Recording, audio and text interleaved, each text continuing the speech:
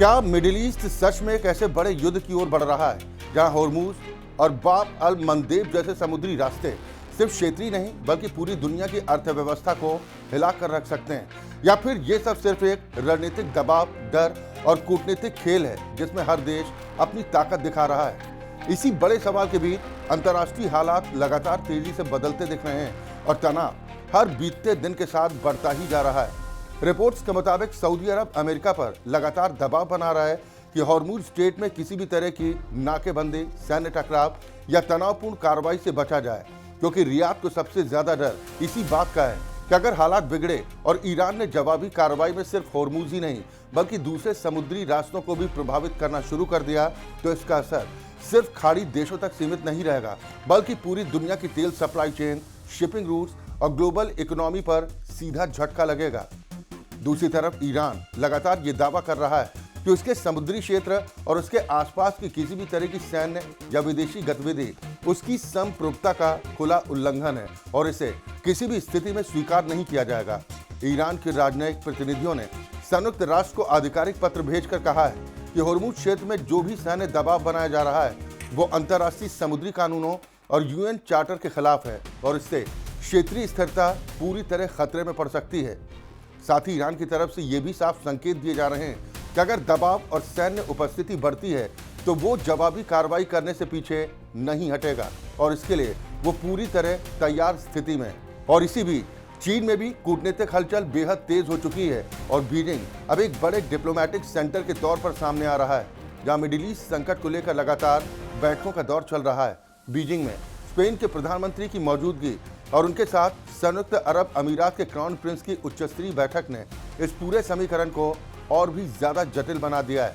चीन के राष्ट्रपति शी जिनपिंग ने इस मौके पर संदेश दिया है कि दुनिया को टकराव की नहीं बल्कि संवाद, सहयोग और शांति की दिशा में आगे बढ़ना चाहिए और मिडिल ईस्ट में स्थिरता के लिए सभी देशों को मिलकर काम करना चाहिए। दूसरी तरफ ईरान की नौसेना से जुड़े एक वीडियो ने पूरे क्षेत्र में नई बहस छेड़ दी है, जिसमें छोटे छोटे तेज गति वाली नावों का एक बड़ा बेड़ा दिखाया गया है जिन्हें मिसाइल बोट्स बताया जा रहा है। इन नावों को लेकर ये दावा किया जा रहा है कि अचानक झुंड में हमला करने की क्षमता रखती हैं और बड़े युद्धपोतों को भी मुश्किल में डाल सकती हैं। ईरान इन्हें कभी कभी रेड बीज यानी कि लाल मधुमक्खियां भी कहता है, जो इस बात का संकेत है कि रणनीति सामूहिक और तेज हमले पर आधारित है। इन नावों को लेकर कहा जा रहा है कि ये बेहद तेज हैं, छोटे आकार की हैं और समुद्री रडार से बच निकलने में सक्षम हो सकती हैं। वॉल स्ट्रीट जर्नल जैसी अंतर्राष्ट्रीय रिपोर्ट्स में यह भी दावा किया गया कि भले ही ईरान की पारंपरिक नौसेना को पहले कमजोर बताया गया हो, लेकिन उसके पास अभी भी हजारों की संख्या में छोटी और तेज नावें मौजूद हैं जिन्हें ट्रैक करना और नियंत्रित करना आसान नहीं है। और यही वजह है कि हॉर्मुज स्ट्रेट को दुनिया का सबसे संवेदनशील समुद्री क्षेत्र माना जाता है, क्योंकि यहाँ किसी भी छोटी घटना का असर वैश्विक स्तर पर पड़ सकता है। इसी बीच अंतर्राष्ट्रीय मीडिया में ये खबर भी सामने आई कि पाकिस्तान ने अमेरिका और ईरान के बीच बातचीत के दूसरे दौर की मध्यस्थता का प्रस्ताव रखा है और तुर्की की एजेंसियों के मुताबिक ये संभावित बैठक इस्लामाबाद में हो सकती है, जिसका उद्देश्य बढ़ते तनाव को कम करना और किसी भी बड़े सैन्य टकराव को रोकना बताया जा रहा है। कुछ रिपोर्ट्स में यह भी दावा किया गया कि इस बार कोशिश ये है कि एक अस्थायी युद्ध विराम या फिर कम से कम तनाव कम करने का समझौता किया जाए ताकि स्थिति पूरी तरह नियंत्रण से बाहर न चली जाए।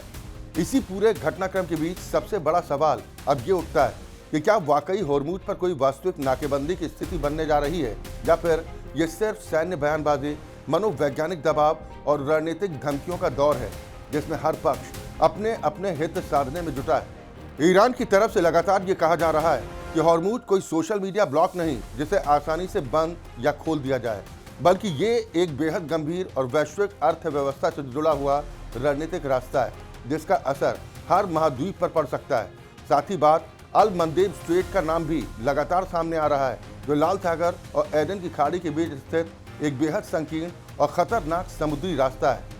जिसे आंसुओं का दरवाजा कहा जाता है, क्योंकि यहाँ समुद्री यातायात हमेशा जोखिम भरा रहता है। अगर ये दूसरा रास्ता भी किसी तरह प्रभावित होता है तो इसका असर केवल तेल व्यापार ही नहीं बल्कि वैश्विक शिपिंग, बीमा दरों और अंतर्राष्ट्रीय व्यापार की पूरी संरचना पर पड़ेगा और दुनिया भर में कीमतों का एक बड़ा झटका देखने को मिल सकता है। इस बीच चीन की भूमिका और भी ज्यादा महत्वपूर्ण होती जा रही है, क्योंकि बीजिंग अब केवल एक दर्शक नहीं बल्कि एक सक्रिय कूटनीतिक खिलाड़ी की तरह सामने आ रहा है। स्पेन और यूएई के नेताओं के साथ बैठकों में चीन ने बहुध्रुवीय विश्व व्यवस्था, अंतर्राष्ट्रीय कानून के पालन और शांति बनाए रखने की आवश्यकता पर जोर दिया है और ये संकेत दिया है कि वो मिडिल ईस्ट में स्थिरता के लिए अपनी भूमिका और बढ़ाना चाहता है। कुछ अंतर्राष्ट्रीय रिपोर्ट्स में ये भी दावा किया जा रहा है कि चीन और ईरान के बीच रणनीतिक सहयोग और ऊर्जा साझेदारी लगातार मजबूत हो रही है और भविष्य में ये संभावना भी जताई जा रही है कि किसी तीसरे देश के माध्यम से ईरान को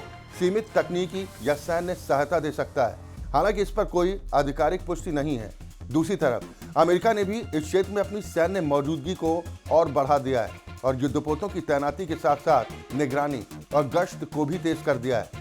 पश्चिमी मीडिया इसे निवारक कार्रवाई बता रहा है, जबकि ईरान समर्थक मीडिया इसे सीधा शक्ति प्रदर्शन और उकसावे की कार्रवाई के तौर पर देख रहा है। तेल बाजारों में भी इस पूरे तनाव का असर साफ दिखाई दे रहा है और रिपोर्ट्स के मुताबिक ईरान ने पिछले कुछ महीनों में बड़ी मात्रा में कच्चे तेल का स्टॉक तैयार कर लिया है ताकि किसी भी संभावित नाकेबंदी या प्रतिबंध का असर कम किया जा सके।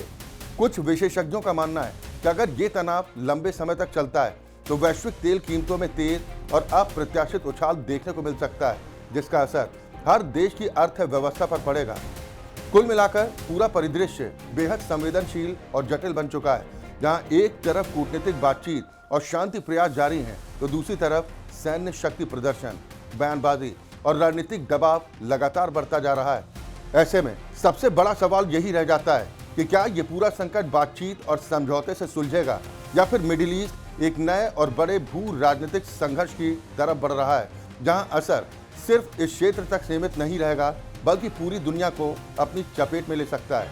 कुल मिलाकर पूरा परिदृश्य बेहद संवेदनशील और जटिल बन चुका है, जहां एक तरफ कूटनीतिक बातचीत और शांति प्रयास जारी हैं, तो दूसरी तरफ सैन्य शक्ति प्रदर्शन, बयानबाजी और रणनीतिक दबाव लगातार बढ़ता जा रहा है। ऐसे में सबसे बड़ा सवाल यही रह जाता है कि क्या ये पूरा संकट बातचीत और समझौते से सुलझेगा या फिर मिडिल ईस्ट एक नए और बड़े भू राजनीतिक संघर्ष की तरफ बढ़ रहा है, जहां असर सिर्फ इस क्षेत्र तक सीमित नहीं रहेगा बल्कि पूरी दुनिया को अपनी चपेट में ले सकता है। और अंत में यही कहा जा सकता है कि हॉर्मुज और बाब अल मंदेब सिर्फ समुद्री रास्ते नहीं बल्कि पूरी दुनिया की ऊर्जा और अर्थव्यवस्था की नसें हैं। इन पर बढ़ता कोई भी तनाव सिर्फ एक क्षेत्रीय खबर नहीं बल्कि वैश्विक झटके की शुरुआत हो सकता है। अब देखना यह है कि जीत कूटनीति की होती है या फिर ताकत की राजनीति एक नए टकराव को जन्म देती है।